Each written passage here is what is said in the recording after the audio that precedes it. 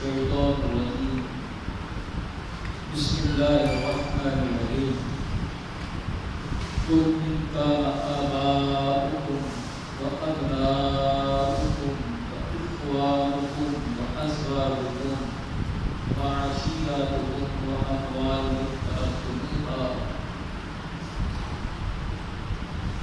وتجارة تخشون كسادها ومساكن ترضونها أحب إليكم من الله ورسوله وجهاد في سبيله فتربصوا حتى يأتي الله بأمره والله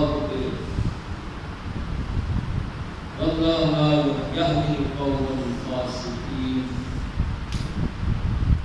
قال رسول الله صلى الله عليه وسلم لا يؤمن أحدكم حتى أكون أحب عليه من والده وولده والناس أجمعين. آمنت بالله صدق الله العظيم وصدق رسوله النبي الكريم ونحن على ذلك من الشاهدين والشاكرين والحمد لله رب العالمين. السلام عليكم ورحمة الله. معزز سامعین کرام،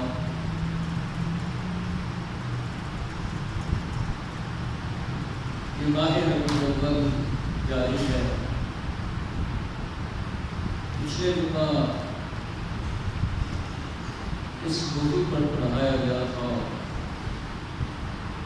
کہ نبی اکرم صلی اللہ علیہ وسلم کی ذات کی معرفت مسلمانوں کو نصیب ہو.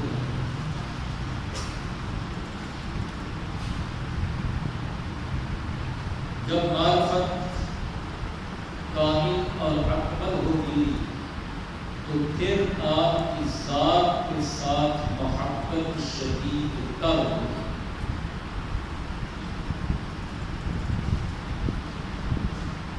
جو اللہ تعالی کی ذات کو رسول اللہ صلی اللہ علیہ وسلم کے ساتھ محبت مطلوب ہے،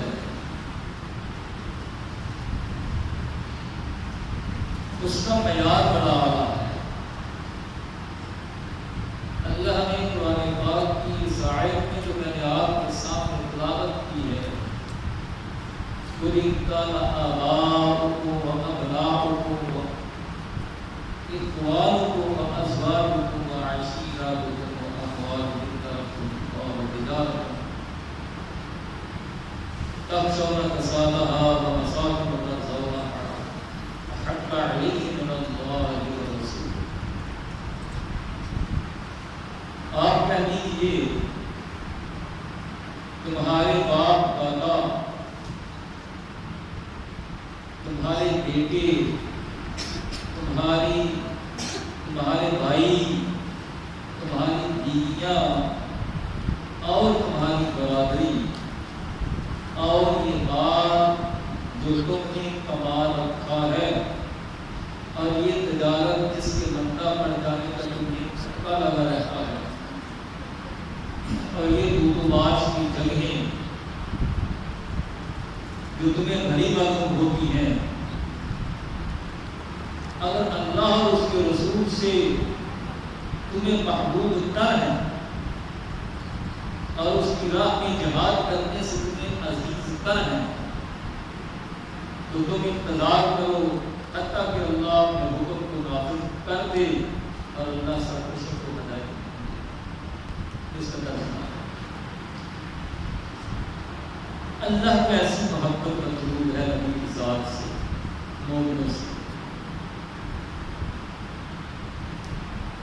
کہ اس کے بعد اپنے باپ دادا سے، اپنی اولاد سے اور اپنے کاروبار اور تجارت سے، اپنے مکانات سے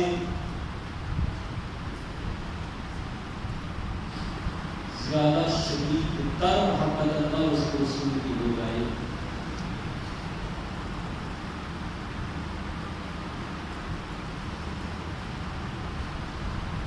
پھر کامیابی، ورنہ جس کے دل میں اللہ اور اس کے رسول کی محبت نہیں ہے، اللہ نے کیا فرمایا ہے؟ لا یهدی القوم الفاسقین، ایسے فاسقوں کو نہ پھر ہدایت، یعنی ہدایت کا معیار جو ہے وہ اللہ اور اس کے رسول کی محبت ہے۔ جتنی محبت شدید ہوگی اتنی اطاعت قابل اور مقبول ہوگی، کیونکہ اطاعت ہی مطلوب و مقصود ہے۔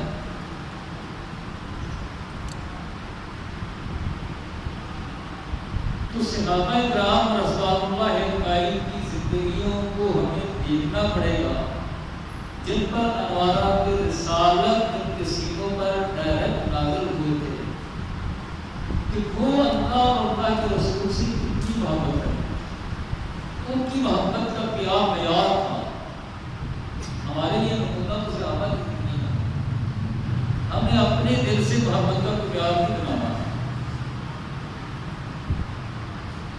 ہمارے سامنے نمونہ صحابہ کرام کا ہے، ہم نے صحابہ کرام کی زندگیوں میں کو دیکھنا ہے تو وہ صلی اللہ علیہ وسلم سے کتنی محبت ہے، کس درجے کی محبت۔ اسی لیے تو اطاعت کے سب سے آگے امت مسلمہ میں سب سے کامل ترین جماعت جو آپ کی اطاعت میں کامل رحمت تھی وہ صحابہ کرام کی ذات ہے۔ کیوں؟ صحابہ کو آپ کی ذات کی معرفت کامل اور مکمل اور مکمل تھی، اس وجہ سے صحابہ نے آپ کی اطاعت کی کامل کی۔ سیدنا ابو بکر صدیق رضی اللہ تعالیٰ عنہ کا نام لیے بغیر صحابہ کی زندگیوں کا معیار مکمل نہیں ہوگا۔ سیدنا ابو بکر صدیق رضی اللہ تعالیٰ عنہ قرآن کی اس آیت کی تفسیر مجسم، سب سے پہلے اللہ نے فرمایا ہے کہ تمہاری محبت اللہ اور اس کے رسول سے ہے وہ تمہارے باپ دادا سے زیادہ ہو۔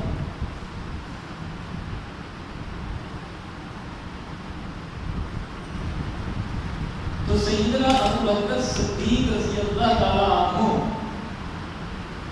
کے والد محترم ابھی مسلمان نہیں ہوئے تھے، تو رسول اللہ علیہ وسلم کی بات ہو رہی تھی تو ان کے منہ سے رسول اللہ علیہ وسلم کی گستاخی والا کلمہ نکل گیا۔ ابو بکر صدیق نے باپ کو ایسے پیچھے کو کر کے اللہ اتنا دھکا شدید تھا کہ وہ نیچے گر گئے۔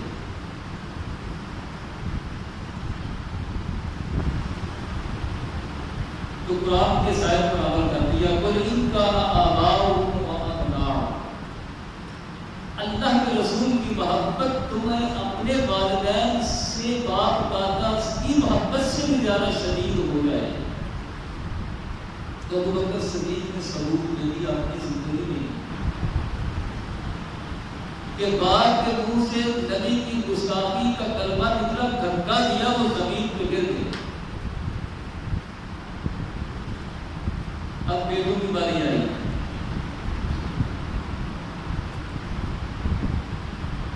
تو سیدنا ابو بکر صدیق رضی اللہ تعالیٰ عنہ کے بڑے صاحبزادے ابو عبد الرحمن بن ابی بکر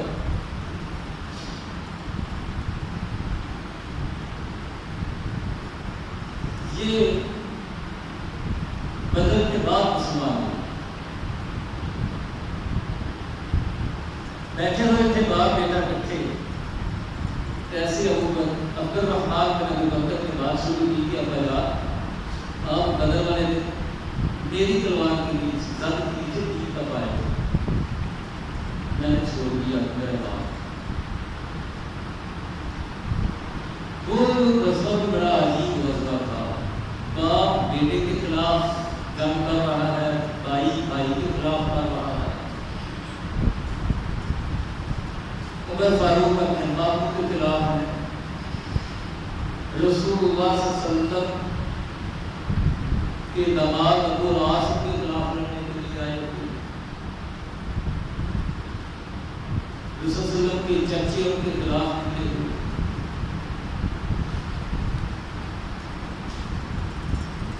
بکر کا بیٹا خلاف لڑنے آیا ہوا ہے. تو سیدنا ابو بکر صدیق نے جب یہ بات سنی تو فرمایا ہے میرے بیٹے اگر تو ایک دفعہ بھی میری تلوار کی زد میں آ جاتا تھا تو تیرا سر تیرے جسم سے الگ ہو جاتا. کیوں کہ تو میرے آقا کے خلاف لڑنا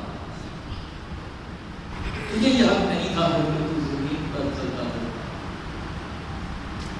یہ ہے محبت. نہ باپ کی عزت کی پرواہ نہ بیٹے کی محبت آئے گا. اور سیدنا ابو بکر صدیق سارے صحابہ میں سے وہ ہستی ہیں کہ جن کا باپ بھی مسلمان ہوا, جن کی ماں بھی مسلمان ہوئی, جن کی ساری اولاد بھی مسلمان ہوئی. 3 پشتے مسلمانوں سے صحابی, باقی کسی صحابی میں 3 پشتے صحابی ہیں.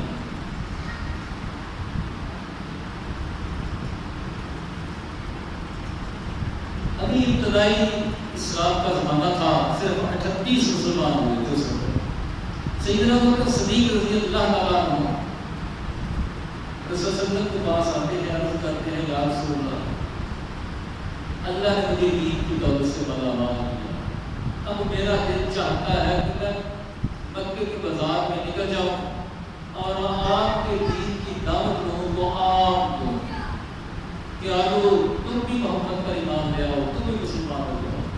اللہ نے یہ دولت مجھے نصیب کیا, تم بھی اس دولت سے مالا مال ہو جاؤ.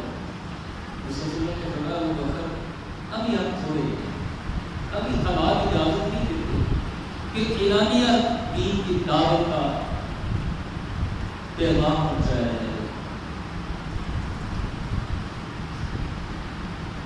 ابو بکر صدیق رضی اللہ تعالیٰ عنہ علامہ ابن کثیر رحمہ اللہ لکھتے ہیں کہ امت مسلمہ کے سب سے پہلے خطیب ہیں, سب سے پہلے جنہوں نے لوگوں کو اللہ کے دین کی طرف دعوت دی وہ ابو بکر صدیق ہیں. ابو بکر صدیق پر غلبہ حال طاری تھا, بار بار اصرار کرتے رہے, بار بار اصرار کرتے رہے, اللہ تعالیٰ نے اجازت دے دی, جاؤ ابو بکر تمہیں اجازت ہے. تو ابو بکر صدیق رضی اللہ تعالیٰ عنہ مکے کے بازار میں جاتے ہیں, دعوت دیتے ہیں لوگوں کو, رسول صلی اللہ علیہ وسلم کی نبوت کا پیغام پہنچاتے ہیں. تو مکے والے آ کر ٹوٹ پڑے. مکے کے بڑے بڑے سردار اس وقت موجود تھے, عتبہ تھا, شیبہ تھا, ولید تھا, یہ سارے آ کر ٹوٹ پڑے. قرآن مارا, بے تحاشا مارا. عتبہ تو آ کے منہ پر زیادہ مارا, جس منہ سے تم نے محمد کا نام نکالا, اس کی دعوت کیا, اس منہ کے بارے میں. سیدنا ابو بکر صدیق قبیلہ بنو تمیم سے تھے. ان کے قبیلے والوں کو جب خبر ہوئی کہ ابو بکر صدیق کا یہ حال, وہ بھاگ کر آئے. ابو بکر صدیق کو چھپایا, اپنی دیر کے دوست اٹھا کر گھر لے کر گئے.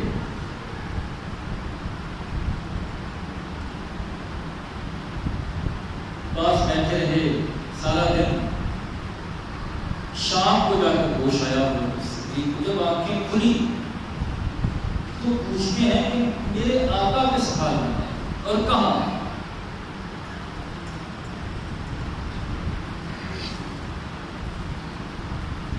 جب رسول صلی اللہ علیہ وسلم کا آنکھیں کھولتے ہی زبان پر نام قبیلے والوں نے سنا تو وہ ناراض ہو گئے, برہم ہو گئے, غصے میں آ کر ان کی والدہ سے کہا کہ اس کو اس وقت تک نہ کھانا دینا نہ پانی کا ایک گھونٹ دینا جب تک یہ محمد کا نام لینا نہ چھوڑے.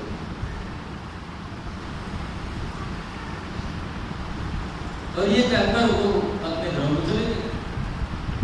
ماں کی ممتا تھی, دن بھر میں بھوکے تھے, کھانا لے کر آنے ہی پاس بیٹھے تو بیٹا کچھ کھا لو, دن بھر کے بھوکے.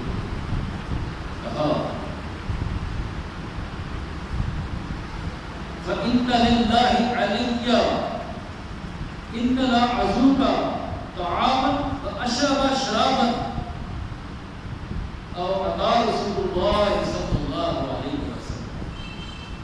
ماں خدا کی قسم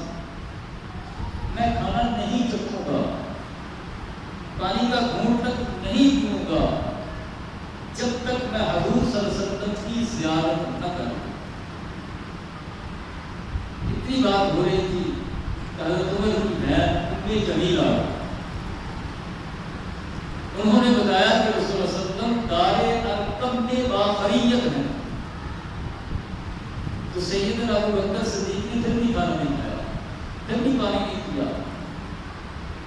ماں کا سہارا لے کر چلا جاتا نہیں تھا, ماں کا سہارا لے کر دار ارقم کے رسول صلی اللہ علیہ وسلم کی بارگاہ میں پہنچے. رسول صلی اللہ علیہ وسلم کو وقت خروج پر کہ ابو بکر صدیق کا یہ حال ہوا, آپ اٹھے, ابو بکر کو سینے سے لگایا, بیٹھ گئے. ابو بکر صدیق رضی اللہ تعالیٰ عنہ کا سر مبارک اپنی ہاتھ پر رکھا, اور آپ ابو بکر صدیق کے چہرے پر ہاتھ پھیرتے جائیں اور تسلیاں دے رہے تھے. ابو بکر عرض کرتے ہیں, یا رسول اللہ, عتبہ کو پتہ نہیں کیا میرے ساتھ بیعت تھا, انہوں نے اس نے میرے چہرے پہ بے تماشا بہت بڑا. فرمایا ابو بکر آپ کیا مانگتا ہے کس کو؟ عرض کی, یا رسول اللہ میری والدہ مسلمان ہے. رسول اللہ صلی اللہ علیہ وسلم نے دعا مانگی, اللہ کی والدہ کو اسلام کی دعوت سے مانا.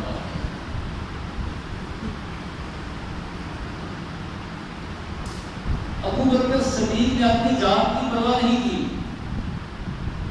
رسول اللہ صلی اللہ علیہ وسلم کے دین کی, اپنی اولاد کی پرواہ نہیں کی. یہی چیزیں ابھی تو جان, مال, اولاد کیا والد ہے. اپنے باپ کی پرواہ نہیں کی, اس کی عزت کی پرواہ نہیں کی. جب مال کی باری آئی, جنگ حنین کے موقع پر رسول صلی اللہ علیہ وسلم نے اعلان فرمایا کہ مال لے آؤ گے, ضرورت ہے جہاد کے لیے.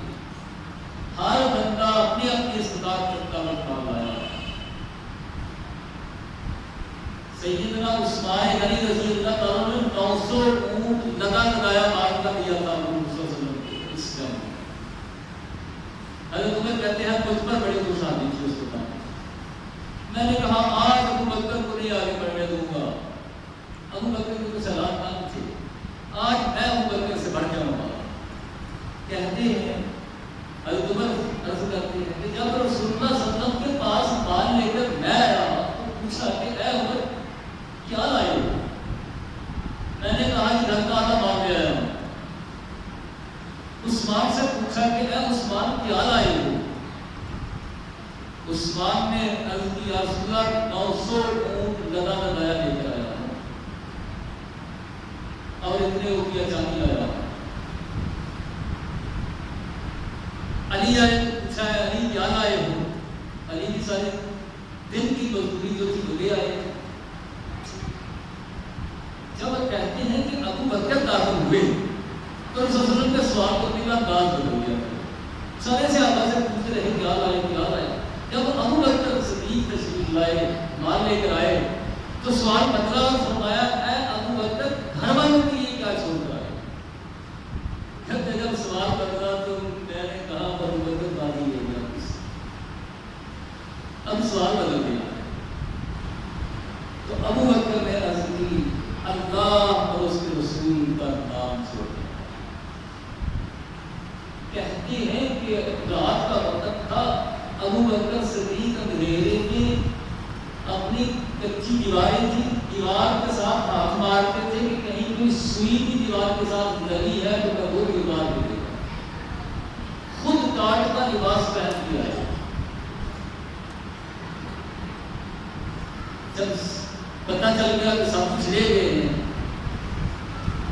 تو ان کے باپ ابو قحافہ اپنی کوٹھیوں کے پاس ہے.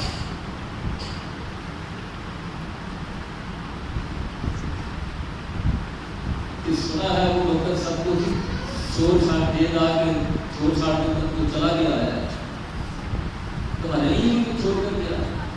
تو وہ کہتی ہے کہ جہاں ہمارا باپ پیسے رکھتا تھا, جس الماری میں جس جگہ پہ رکھتے تھے, وہاں ہم نے ٹھیکریاں کچی کر کے اوپر کپڑا ڈال کر دادے کا ہاتھ وہاں بھروا دیا تو وہ نبی کے اردو کہ یہ دیکھو پاکستان مال ہے.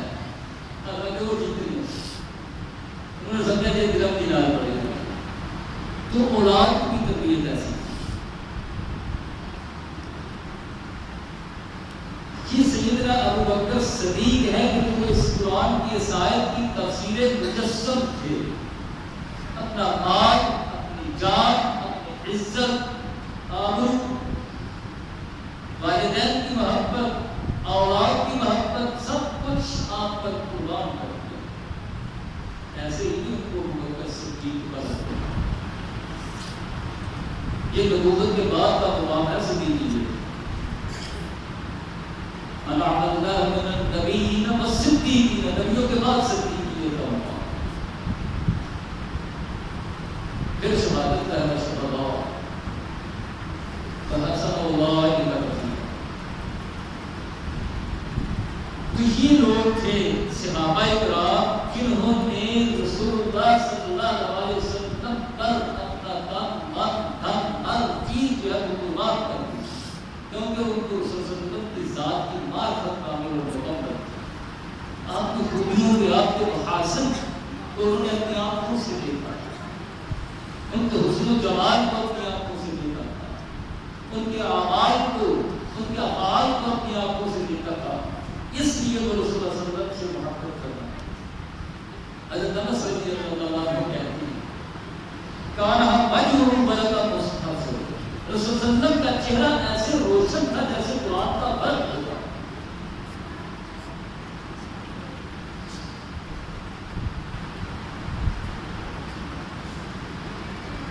حضرت انس رضی اللہ عنہ ما نظرنا منظرا کان عجب علینا من وجه النبی صلی اللہ علیہ وسلم حين بدأ لنا. ہم نے حضور صلی اللہ علیہ وسلم کے مکھڑے سے زیادہ حسین منظر کہیں دیکھا ہی نہیں.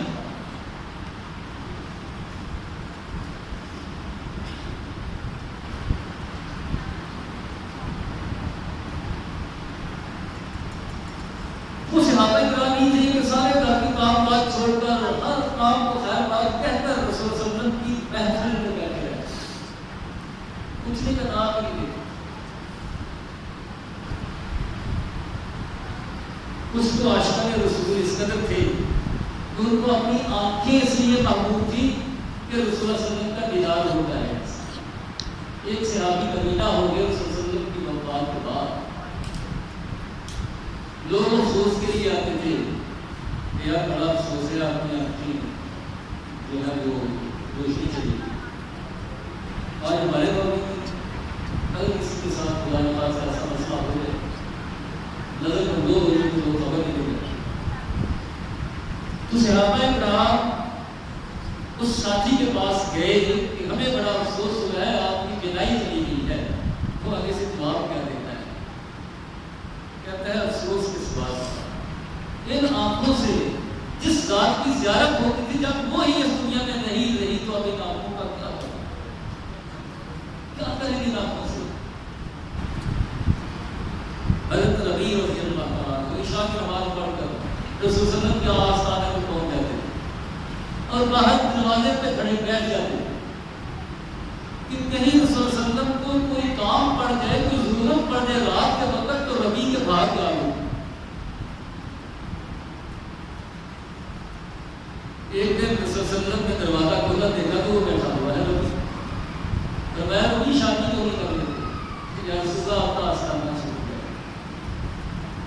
آپ نے اصرار کیا پھر ربیع کی شادی کر دی.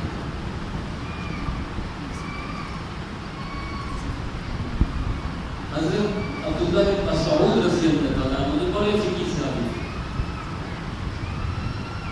بغداد کی جتنی بھی فقہ تھی، امام اعظم ابو حنیفہ کی فقہ کا بنیادی مطلب یہ تھی، بنیادی صحابی بھی تھے، وہ یہی تھی عبداللہ بن مسعود. عبداللہ بن مسعود کی فقہ پر ابو حنیفہ کی فقہ کی بنیاد ہے. تو عبداللہ بن مسعود رضی اللہ تعالیٰ عنہ ہر وقت 24 گھنٹے رسول اللہ صلی اللہ علیہ وسلم کے ساتھ رہتے تھے. جب آپ سفر کرتے تو آپ کے وضو کا پانی اٹھاتے تھے، آپ کا سامان اٹھاتے تھے. جب بھی وہ ضرورت پڑتی تو فوراً وضو کے لیے پانی پیش کرتے. آرام کے لیے بستر، اسی لیے ان کا نام تھا سواد رسول صلی اللہ علیہ وسلم. رسول صلی اللہ علیہ وسلم کا میر کارواں ہر سفر میں ساتھ ہے اور آپ کا سامان کو پاس ہے.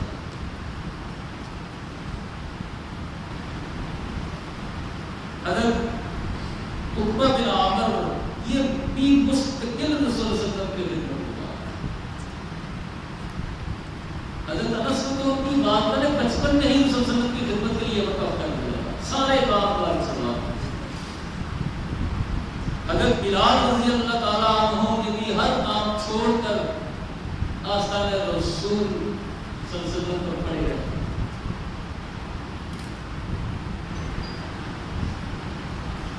وہ گل تھا گل جسے تیری کہتن میں بال تھا. وہ گل تھا گل جسے تیری کہتن میں بال تھا. وہ شمع شمع تھی جو تیری انجمن میں تھی. یہ صحابہ کرام کی ہستیاں ان کی ذات رسول اللہ صلی اللہ علیہ وسلم کے ساتھ واضحانہ محبت و عقیدت ہے.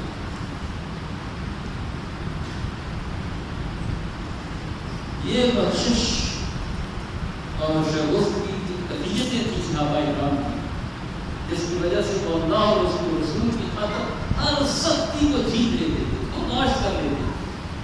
بلکہ اللہ اور اللہ کے رسول کے لیے سختیاں برداشت کرنے میں وہ لذت محسوس کرتے تھے. جب کافر مارتے تھے پیٹتے تھے تو وہ کیا ان کے دل جو تھے وہ عشق رسول کے ساتھ محبت کی وجہ سے ان کو لذت آتی تھی.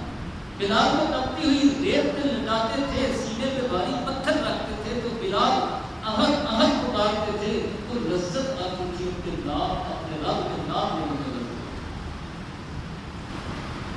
آج ہم تو نرم نرم بستروں پہ بھی ہمیں اللہ کے ذکر پہ وہ لذت نہیں آتی جو خبیب کو تپتے بہکتے ہوئے کوڑوں پر لٹانے سے ان کو آتی.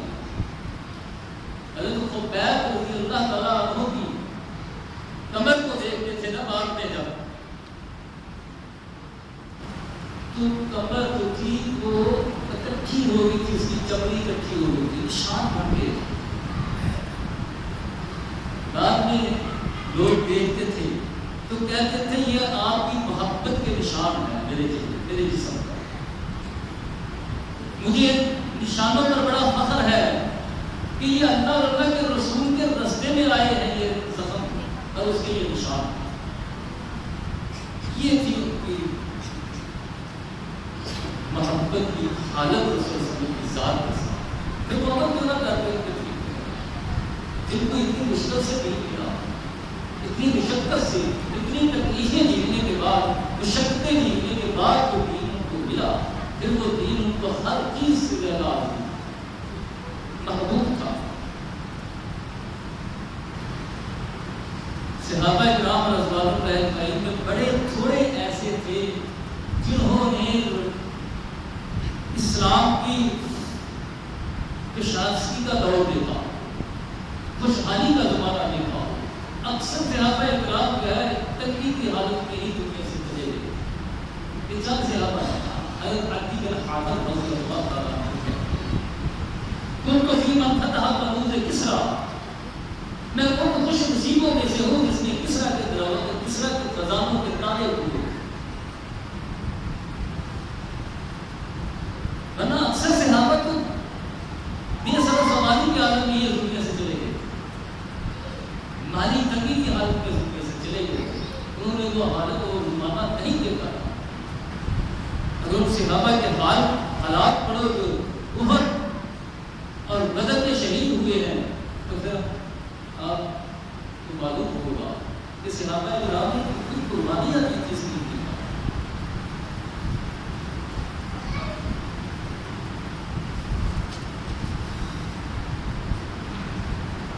جن کی عمر کے ساتھ ربیع رضی اللہ تعالیٰ عنہ تو لوگوں نے دیکھا کہ وہ زخموں سے چور زخمیوں کے اندر پڑے ہوئے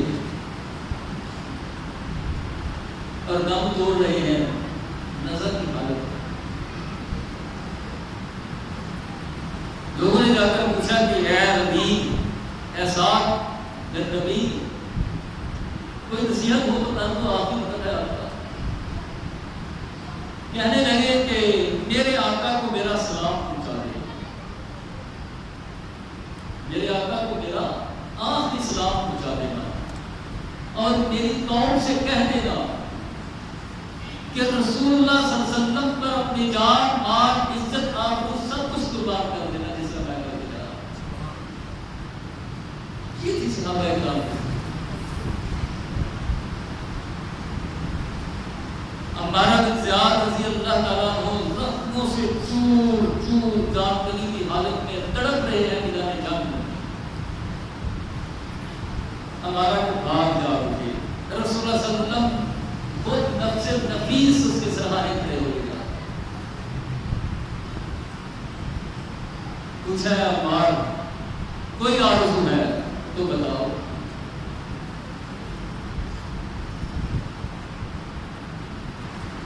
عمار نے کہا منہم و حمیم تمنا کے غلط جام سپردم بے رخ تو دی جائے باشم تو درد نے دید باشی۔ میں ہوں اور آرزو ہے کہ جان نکلتے وقت تیرے چہرے پر میری نظر اور میری نظروں میں تیرے سوا کچھ نہ ہو، ہم دونوں ہوں، تیرا چہرہ سامنے ہو، میں ہوں اور میری جان نکل جائے، یہی میری آرزو۔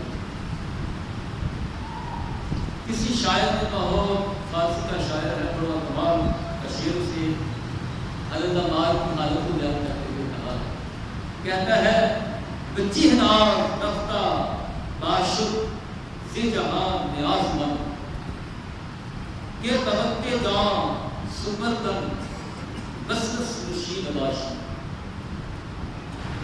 وہ تیرا نیاز مند کس ناز سے دنیا سے گیا ہوگا، جب وہ دنیا سے جا رہا تھا تو اس کے سراہنے آ پہنچا۔ اس سے بڑی اور کیا خوش نصیبی ہو سکتی ہے کہ جان نکل رہی ہو، رسول اللہ صلی اللہ علیہ وسلم سامنے کھڑے ہو، ان کے چہرے پر نظر ہو اور جان نکل رہی ہو۔ اس سے بڑی صحابہ کے لیے خوش نصیبی اور کوئی نہیں۔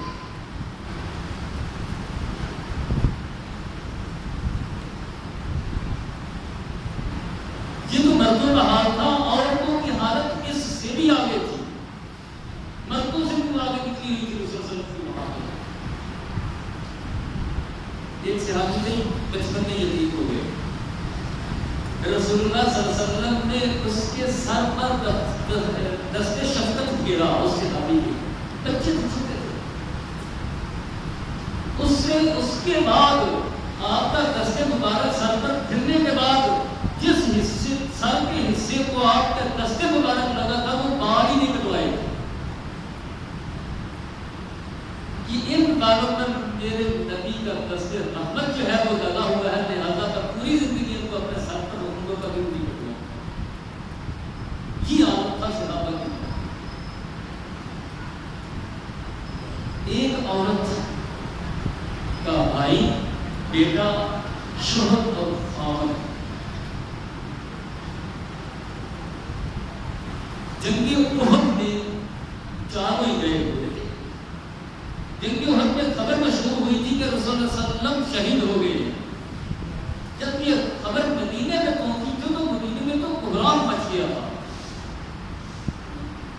عورتیں تڑپتی ہوئی گھروں سے نکل پڑی تھی۔ تو ایک عورت کے چاروں ہی رشتے جو تھے، باپ، بیٹا، بھائی اور شوہر کا، یہ چاروں رشتے جو ہیں وہ احد کی میدان سے لڑ رہے تھے کافروں کے خلاف۔ وہ عورت کے رستے میں جا کر بیٹھ گئی کہ میں اپنے آقا کا حال معلوم کروں گی، آنے والوں سے پوچھوں گی کہ آپ کے حال میں ہیں، کیا ہوا، کیوں یہ خبر مشہور ہوئی۔ وہ بھی جا کر بیٹھ کے کہا راستے میں پہلے آنے والے نے بتایا کہ تیرا باپ شہید ہو گیا۔ اس نے کہا خیر ہے، کوئی بات نہیں، میرے آقا کا سناؤ کس حال۔ دوسرے نے بتایا کہ تیرا شوہر شہید ہو گیا۔ اس نے کہا کوئی بات نہیں۔ تیسرے نے بتایا کہ تیرا بھائی شہید ہو گیا۔ اس نے کہا مجھے یہ بتاؤ میرے آقا کا کیا حال۔ میرا بیٹا شہید ہو گیا، چاروں کی کٹی مدد کی گئی۔ اس نے کہا یہ سب کچھ ہوا ہو گیا، کوئی بات نہیں، مجھے یہ تو بتاؤ میرے آقا کا کیا حال ہے۔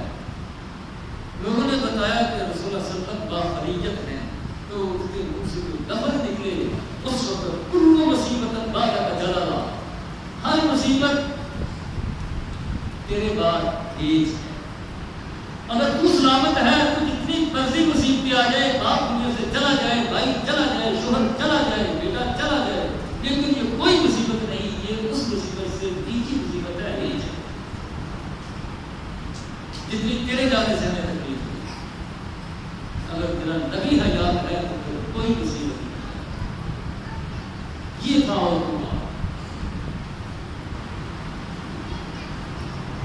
سب کچھ قربان کر، لیکن میرے نبی صلی اللہ علیہ وسلم کی ذات کو آج رہا ہے۔ وہ دودھ ہی بچے کو اس لیے بتاتی تھی کہ وہ جا کر نبی پر اپنا شہید ہو جائے، نبی پر جان قربان کر۔ حضرت اسماء بنت ابو بکر صدیق، ابو بکر کا حال کو سنایا، واقعہ سنائے، ان کو کتنی محبت تھی، لیکن ان کی اولاد کا حال دیکھیے، ان کے بیٹے عبداللہ بن زبیر رضی اللہ تعالیٰ عنہ کی لاش کو سولی پر لٹکایا ہوا تھا، اتارا ہی نہیں گیا تھا کئی دن۔ ایک دن وہ اس کی قریب سے گزری، دیکھا تو بیٹے کی لاش 15 دن کے بعد بھی لٹکی ہوئی ہے سولی پر، دیکھ کر آنکھوں میں آنسو نہیں آئے، روئی نہیں ہے، پریشان نہیں ہوئی، واویلا نہیں کیا، فرمانے لگی اس شاہ سوار ابھی اپنی سواری پر موجود ہے، کسی نے اتارا ہی نہیں ہے اسے۔ شہادت سے پہلے ابھی پکڑے نہیں گئے تھے تو ماں کے پاس آئے کہ اماں جاؤ میں بھی گرفتاری پیش کر دیتا ہوں، باقی سب نے پیش کر میں بھی مان لیتا ہوں۔ فرمانے لگی کہ اے بیٹا تیرے ساتھ کتنے لوگ شہید ہوئے ہیں؟ اتنے لوگ شہید ہو گئے ہیں، میں اکیلا رہ گیا ہوں۔ فرمایا تیری جان زیادہ عزیز ہے ان سے کہ تو اپنی جان بچانے کے لیے تو اس کو مار لیتا ہے، اگر وہ شہید ہو گیا تو بھی شہید ہو جاتا ہے۔ یہ تھی مائیں، ایسی مائیں تھی کہ اپنے نبی کے دین کی خاطر ہے، تیری جان مجھے سلامت نہیں چاہیے تو گھر پہ اپنی جان بچا کرنا قربان کر دے نبی کے دین۔ تو آج ہمیں اس چیز کی ضرورت ہے، آج ہم جانے تو بڑے کرتے ہیں، ہم عاشق رسول ہیں، ہمیں محبت رسول کی جان کی قربان ہے، لیکن عمل میں ہم پورے۔ یہی محبت جو تھی صحابہ کی، اسی نے اللہ کے نبی کی اطاعت پر ان کو مجبور کیا ہوا تھا۔ معرفت کامل تھی تو محبت شدید ان کے دلوں میں پیدا ہوئی، جب محبت شدید ہوئی تو پھر نبی کی ایک ایک ادا کو انہوں نے اپنے جسم پر سجایا۔ نبی صلی اللہ علیہ وسلم کی ایک ایک سنت کو اپنے جسموں پر سجایا کرتے ہیں۔ یہ خالی ناموں سے بات نہیں ہے۔ رضی اللہ عنہ، ہم ایسے ہی ان کو کہتے ہیں، اللہ حقیقتاً ان سے راضی ہو گیا تھا، اللہ نے ایسے نہیں یاد کیا تھا، کیوں؟ اللہ نے ایک ہی معیار رکھا ہے، قل ان کنتم تحبون اللہ فاتبعونی یحببکم اللہ۔ اگر تم اللہ کی محبت کا دعویٰ کرتے ہو تو میرے نبی کی اتباع کرو، اللہ تم سے محبت کرے گا۔ اللہ کو اطاعت منظور ہے، اللہ کو اطاعت مطلوب ہے نبی کی۔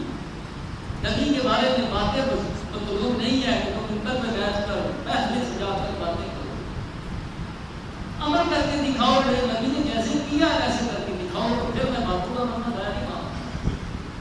یہ اللہ کا واضح اعلان ہے کہ جو عمل نبی کی سنت کے مطابق نہیں ہے اس کی نہ نماز قبول ہے، نہ روزہ قبول ہے، نہ حج قبول ہے، نہ زکات قبول ہے، کوئی عمل قبول نہیں ہے۔ تو ساری رات اللہ کی عبادت کرتا رہے اس کی عبادت قبول نہیں. قرآن میں اللہ نے کہا ہے کہ بڑی بڑی ریاضتیں کرنے والوں کو جھونکتی ہوئی آگ میں ڈالا جائے, بھڑکتی ہوئی آگ میں ڈالا جائے. کہاں گئی ان کی بات؟ نبی کے طریقے سے ہٹی ہوئی تھی, اس لیے ڈالا جائے. نبی کے طریقے پر سونے میں نجات ہے, نبی کے طریقے سے ہٹ کے عبادت کرنے میں ہلاکت ہے, تباہی ہے, بربادی. وہ ناکام ہوگا جو نبی کے طریقے سے ہٹ کے رات جاگتا رہا, اور وہ کامیاب ہوگا جو نبی کے طریقے پر ساری رات سویا رہا. کیوں اللہ تو خوش ہوتا ہے اپنے نبی کے طریقے دے کر, اس کو کس چیز کو. حضرت عمر رضی اللہ تعالیٰ عنہ سے رسول اللہ صلی اللہ علیہ وسلم نے سوال کیا کہ اگر تجھے میرے ساتھ کتنی محبت ہے, دیکھیں آپ سوال کیسا ہے. تو صلی اللہ علیہ وسلم اپنے زیادہ سے اتنے گھل مل کر باتیں کرتے تھے کہ اے عمر بتا تجھے میری ذات کے ساتھ کتنی محبت ہے. حضرت عمر نے بڑا سوچا, سوچنے کے بعد جواب دیا کہ یا رسول اللہ مجھے اپنی ذات سے زیادہ, ہر چیز سے زیادہ آپ سے محبت ہے. عمر یہ محبت اللہ کو مطلوب ہے. لا یؤمن احدکم محبت علیہ من والدہ وولدہ والناس اجمعین. پھر انہوں نے کہا اے اللہ کے رسول, اب تو میں اپنی جان سے بھی زیادہ, اپنی اولاد سے بھی زیادہ, اپنے باپ سے بھی زیادہ آپ سے محبت کرتا ہوں. تو اللہ کے نبی نے فرمایا اگر آپ کو کامیاب ہو گئے. کامیابی ایک ہی عمل میں ہے, اللہ کے نبی سے جتنی محبت شدید ہو جائے گی بندہ اتنا ہی کامیاب ہو جائے. وہ عمل بھی اللہ کو قبول نہیں ہے جس میں نبی کی محبت نہ ہو. وہ قرآن کی تلاوت اللہ کو قبول نہیں جس میں اللہ کے نبی کی محبت نہ ہو. اس سے بڑا عمل کیا ہو سکتا؟ تو اللہ کی محبت جو ہے وہ پکی اور سچی اللہ ہم سب کو نصیب فرمائے, اور ہم سب کو اللہ اپنے نبی کے طریقے پر چلنے کی توفیق عطا فرمائے. اور آپ کی بات